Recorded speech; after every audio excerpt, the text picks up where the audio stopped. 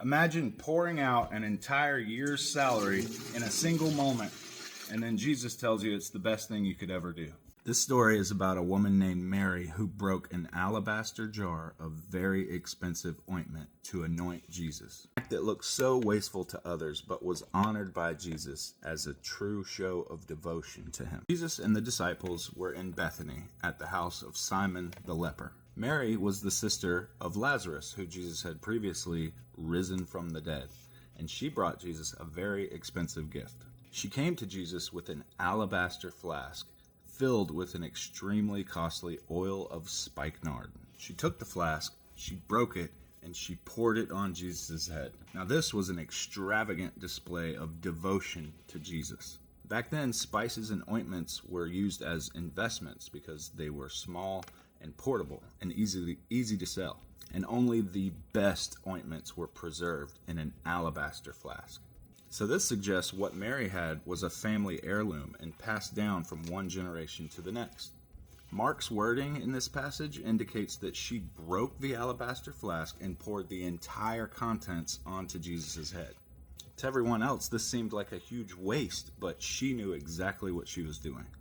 When a guest arrived for a meal, it was customary to anoint the head of the guest with a dab of oil. But Mary went much further than that. She broke open an alabaster flask, costly in itself, poured the entire contents on Jesus' head. An alabaster flask, a family heirloom, a year's salary worth of ointment, to anoint Jesus' head. Jesus had just rode into Jerusalem as a king, so shouldn't kings' heads be anointed with oil? Mary understood the significance of this, but the disciples did not. Now, Mary did this without a word of explanation, and we gather that her sister Martha was a big talker, but Mary was a doer.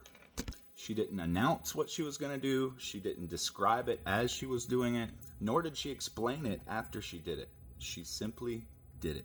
If we could all do more and talk less, it may be a blessing to ourselves, at least to others.